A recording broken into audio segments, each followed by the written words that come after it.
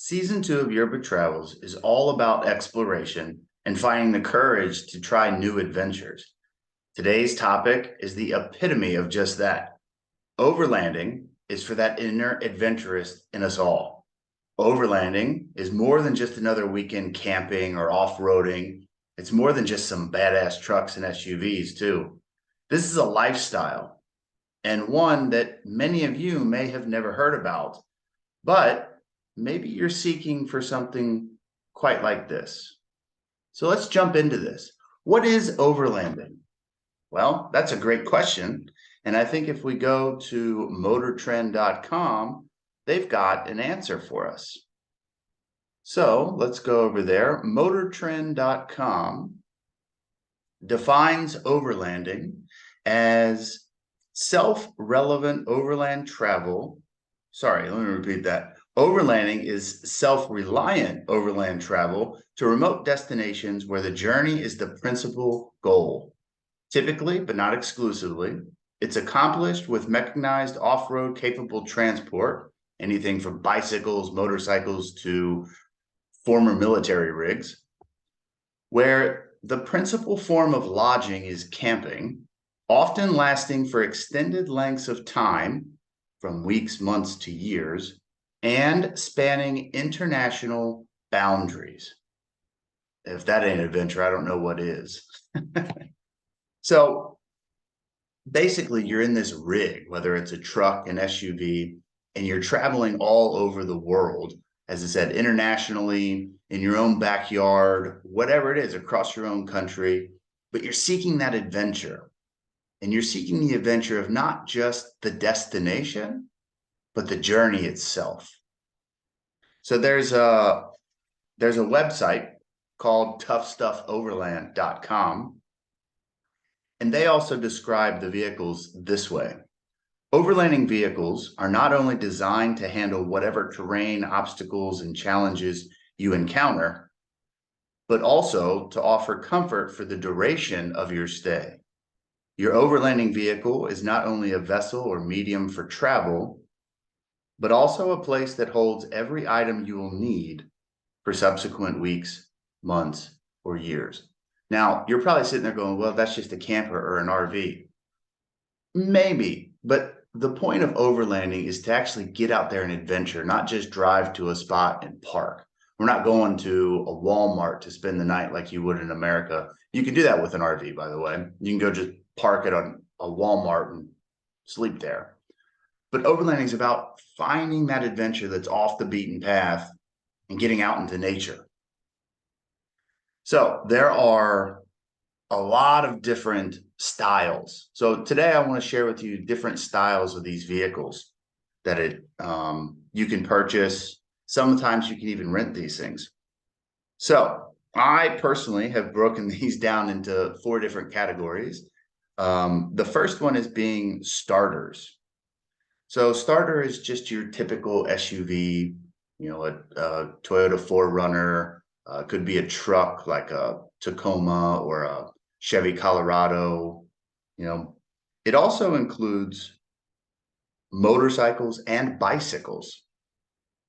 So you might be thinking, well, how does a bicycle fit into this? Well, basically, if you can pack equipment on there for a journey that's going to last a couple weeks, maybe a couple months. There was a guy who rode through China. I think it took him a little over 2 years. But you're carrying everything with you so that you can get to your end goal. There's also a great series with Ewan McGregor called Long Way Round, where him and a buddy ride motorcycles from London to New York, going east, basically. So taking these off-roads. It's a great series if you guys want to catch that. So how can you turn just your commuter, right, your SUV or truck, into an overland vehicle? Well, these starters are pretty simple. First, you're going to look for some, all-terrain tires. You might, let's see, upgrade the suspension. You're going to want something that you can get off-road with a little bit. What also is necessary. Maybe you want to lift the vehicle. Not all of them. Some of the SUVs out there have enough clearance for you to get off-road without any issues. But that's an option. So those are just kind of basics. And then what do you take with you? Well, again, you're going for an extended period of time. This isn't just a weekend getaway. You're going for weeks, months, years at a time. So you're going to need some basic equipment like a tent because you're going to be camping. You're going to need coolers for food. And then obviously you're going to need some overnight bags for clothes and your toiletries, things like that. So that's kind of the basics. Those are the starters. Now, the next one you can get into, which I call the adventurists, because these are people who are actually going to start modifying a bit more of their vehicle than just the tires and suspension. A couple examples, other examples here on 4WD Talk, four-wheel drive talk. They talk about SUVs, trucks, motorcycles. If you guys are watching this on YouTube, I'm going to be showing some pictures of that on here. Some of these motorcycles, we're not talking about your Harley Cruiser here. We're talking about some beefed up bikes like the Triumph Tiger or the Yamaha or this Honda Africa Twin. But these are built to be kind of beat up. They've got bars and kind of cages to protect the engines, and they look tough, but they look like they're ready to be unleashed, right? And that's what it is. You've got your side saddles, you've got bags on the back, you got a tent packed in there. So that just gets you started. Now this adventurous, these are the real modified ones. This is where you're going to make some serious changes. You're going to make sure that you have some rugged tires on there that cover all different ones, whether it's snow, sand, pavement, whatever you're going over, rocks. You're going to have a heavy duty suspension. You'll probably add some roll bars or a cage to the outside of it. If it's not a complete roll bar, you're going to have something to protect, the fender and the doors. You'll probably put some truck lights up there at top so you can do a little bit of driving at nighttime, or if you're kind of deep in the woods, you can see a little bit better. A rooftop tent, those are pretty sweet. They got them out now. You just push a button and they raise right up. You'll have your own water supply and just some extras, your daily tools, daily equipment that you need as well. Probably something to cook with, probably take ovens. I'm sorry, not ovens, but like stovetop cookers. You might have your own gas or propane hooked up to the car. You might have your own water tank hooked up to the car. These are adventurous. And if you're looking online right now, you'll see some of the examples here in these pictures here. I mean, you've got old trucks, you've got old SUVs, and two people that I really want to shout out to that I follow that I would consider the adventurous. I follow them both on YouTube. They have a YouTube channel and on Instagram. The first one is Ava Zubek. Now, she has been traveling for years now, but she is a fantastic storyteller, and she's been through the Middle East. She's built her own Land Rover, her adventurous Land Rover overlanding vehicle, decked out with all these cool things, solar panels, tent, her own supplies and stuff. But now she's over in America and doing a tour. She was in Alaska for a while. I think she's now down in the States somewhere, I think South Dakota. Again, I don't know if it's real time what she puts on YouTube, but she's traveled all of these different places, and she's a great storyteller too. The other is a French woman who is traveling South Africa, Southern Africa, I should say. South Africa. What are the other places? Lesotho. She's traveling around and she's doing it in a truck, and her truck is Rafiki. And she's doing it all by herself. And it's really cool to watch them because, as I mentioned, Overland is a journey. So whether it's these two women who are doing it, or there's guys out of Germany, there are people all over the world doing this, by the way. It's the journey. So what you see on the YouTube channels is the highs, the lows, uh, the great landscapes that they get to see and visit, things that we may not be able to get to, but also the issues, the problems, the troubles that come with it, having to fix a truck on the go or not having a mechanic to do something for you. That's part of the journey as well. Right? So this second group, these adventurists, that's what you're going to typically see, whether you're looking on Instagram or watching YouTube. These kind of souped up Land Rovers and Toyota 4Runners, the bigger size trucks, some Tacomas. Those are the adventurous. They've made modifications to their trucks so that they can be out for long periods of time. And hopefully, if they've modified it right, they won't have any issues. Now, the third one is what I call the explorers. They're getting big now. So these explorers are ex-military and law enforcement vehicles. So these things are beasts, right? They're massive. They got huge wheels on them. They also typically have a living quarter inside. So you might find a kitchen, a living room, or a sitting area, really, a bedroom, a bathroom, solar panels on the roof, again, huge wheels and things that, they've got pop-out tents from this, solar panels on the roof, etc. So here on the site right here, this is drivetheglobe.com. This guy has been overlanding for years now, and he's got this beast. It's a Stewart and Stevenson. It's a former military vehicle. So it's a 295 horsepower Caterpillar turbo diesel 6.6 liter. It's a 7-speed Allison automatic transmission, and it's a 1994. So it's a 4x4 full-time locking interaxle differential. But if you guys go to drivetheglobe.com, he's got all this information. You guys can check this out. His ground clearance is 22 inches. So you can see information from that, but these are the explorers. These are the rigs that are going out into the tundra. They're going out, really exploring.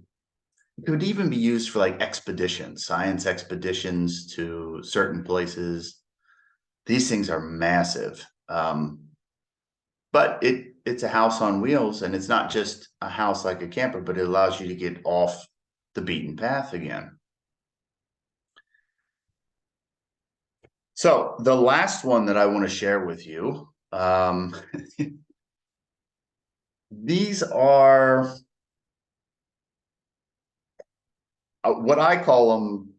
There's a company called Earth Roamers, and that's what I call them. These are Earth Roamers. These are the big dogs. These are the, the end of time vehicles, the apocalyptic vehicles that people are going to drive around. And so some of these big dogs here, you're talking $500,000 to multi-million-dollar vehicles. So for example, the Mercedes makes a lot of these.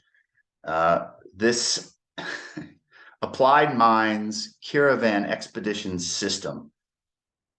This, I don't even know how to explain it. This is a Mack truck with an RV attached to it. It's massive, but it goes for about $22 million. It's a doomsday vehicle. That's what it is. It looks like a doomsday vehicle. It's got massive satellites or lights on the top. It looks like it looks like it has everything. Like you would just live in that thing for the rest of your life. The global expedition vehicles, Patagonia. This one looks like a camper attached to a dump truck, but it's going for $700,000. The Earth Cruiser is an EXP Overlander. This is going for just under $600,000. This looks like a smaller version of a dump truck with a large van attached to the back. But again, these are meant to be lived in. You're traveling the world for that adventure, for that next adventure. And that adventure doesn't just come when you get to the destination, right? And many of you might have heard, oh, the best part of it is the journey itself. Well, that can't be any more truer for Overland, because that's what it's all about. From buying the vehicle, building it, reconstructing it, adding things to it, making modifications, that's part of the journey too, as well as the breakdowns, the headaches of getting stuck, the not having a mechanic, making sure your toolkit has all the tools you need to work on it. Otherwise, you're stranded in the middle of nowhere. This one, again, looks like a big Mack truck. This is a Mercedes-Benz Zetros, I think it's called. That's $1 million. But we can keep going. But people drive these across Russia. They drive it across the Sahara.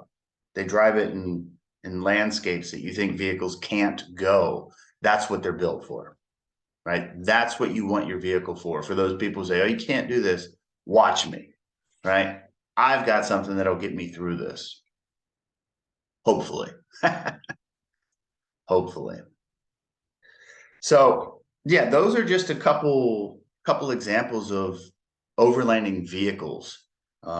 Just a quick rundown. We got the starters, which are just your typical SUVs, trucks, small modifications like tires.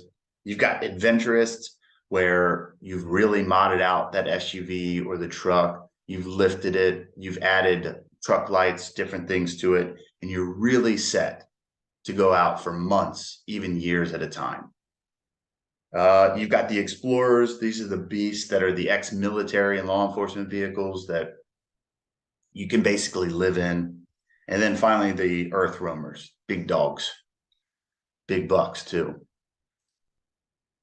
So what I want to wrap up today with is why do this? We've talked about the journey, right? Why would anyone want to have one of these vehicles or even go overlanding? Well, as I've mentioned many times, it's the journey. It's the journey of buying it, updating your rig, your vehicle, taking it out for the first time, having it break down on you the first time, creating stories with people. What else? Learning to overcome challenges through adventure, through the journey, right? That's really what overlanding is. You're not just having challenges through nature. You're also having them personal challenges, right? You got to fight yourself mentally. Here I am in the middle of nowhere, no cell phone reception. I got to fix something on my own. Can I get over this? Can I do this myself and beat this challenge? Beat it mentally, beat it physically. That's part of the journey too. I'm not trying to make overlanding sound glamorous. I don't think it is by any means. Now, part of it is that you get somewhere nice to stay and sleep, unless you're just popping a tent up. But if you get one of those explorers, you'll have somewhere to sleep that's nice. But who wants something nice anyway? You're out here for adventure. Get dirty, get sweaty, get trapped somewhere. So again, the journey is not about the individual destination. It's about everything that goes into it. And then the second part, the last thing, is just the adventure. It's about spending lots of quality time with yourself. It's quality time with a significant other, or maybe it's your whole family. There are families out there who've got these explorers or these earth roamers, and that's what they do. And personally, I think it's amazing. Their kids get to experience the world, different languages, different cultures, so much adventure, way more than any city kid's going to get, for sure. But it's about that quality time, right? So not only will you get that bonding time, but you also get to recharge your batteries. I mentioned Eva earlier in the show, and that's one thing she pointed out. Like, yes, this is hard, but I get some time to figure out who I am. I get some time to rest. You make your own schedule basically as you go. And if I need to stop and I need to take time and recharge, refocus, I get to do that, right? It also gets you to those secluded places, right? Places many people don't get to see. You get to create beautiful memories, memories that can be so unique that you can be quite sure nobody else will have those unless you go with a group, right? Nobody will have that exact experience. So you guys should check this out. It's definitely something to get into. It's a way to explore. I always say go out for a weekend, right? That's the way to start in overlanding, and get onto different groups. There are so many groups out there. Earth roamers, overland.com or overlanding.com, take the truck. There's a lot out there. I'll put some down in the description box. But go have some fun. Go have some fun. Enjoy the adventure, enjoy the journey, and enjoy life.